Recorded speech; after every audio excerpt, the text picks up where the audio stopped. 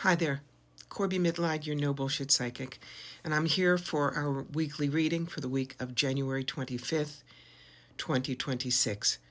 But I want you to stay and listen to the message just afterwards, because it's as important as the cards themselves.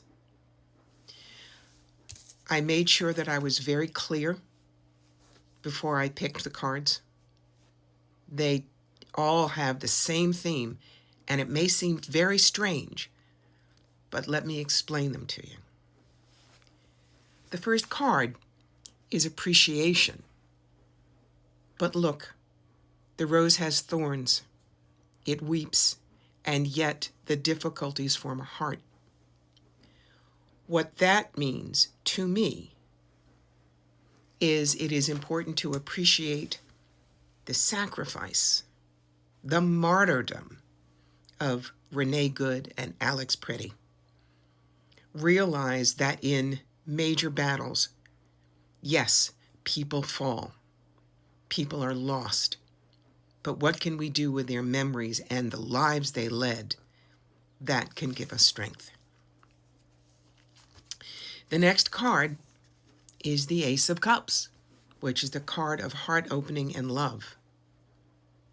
To me, that means do not let your heart shut down with fear, with rage.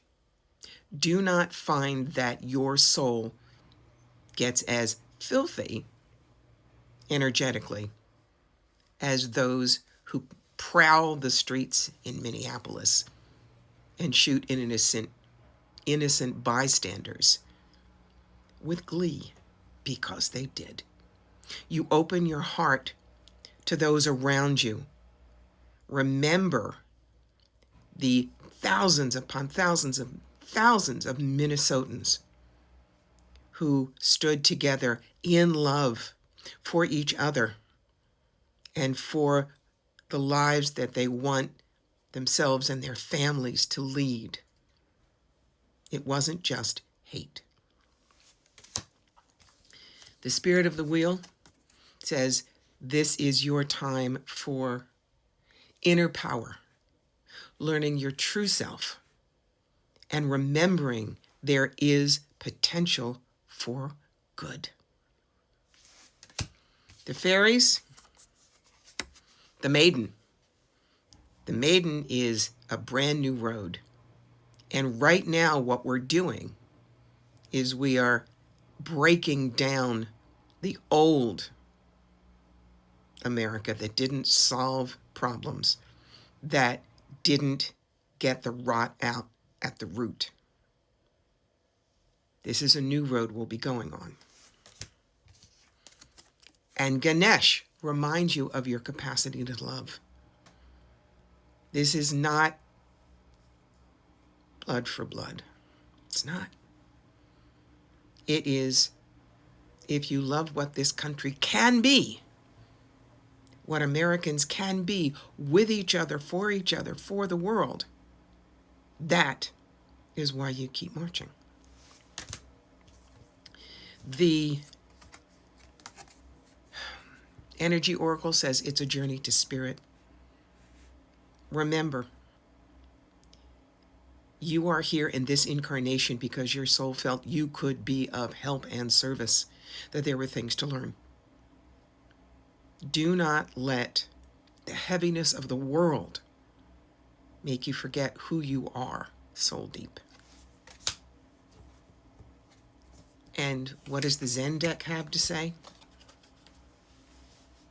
The miser. The miser are those people who want everything. The Washington Follies. I won't name them. We all know who they are. That's what cracked things. But the rot ran deep. Now, what's the message? I want you to look up the term I use at the top, kintsukuroi. This is the idea in Japan that when a bowl is broken, you don't just throw it out. You pick up the pieces, you glue them together, and you hold them together with gold or silver. So the injury to the bowl is still visible, but the bowl is more beautiful and made stronger by the repair. We have to treat the United States like our most precious bowl, which has fallen to the ground and broken. It will never be what it was, but we can put it back together lovingly, tenderly, mending the cracks with the silver and gold of spirit, of compassion, of we are in this together. Right now, it's very, very dark. I know. But we get through this. We repair the United States. We take away what has been the rot at its core for centuries. Because if it wasn't there, we would have been stronger and able to turn this aside. This is something that is necessary for the rebuilding and rebirth of the United States, and in a sense, the world. So,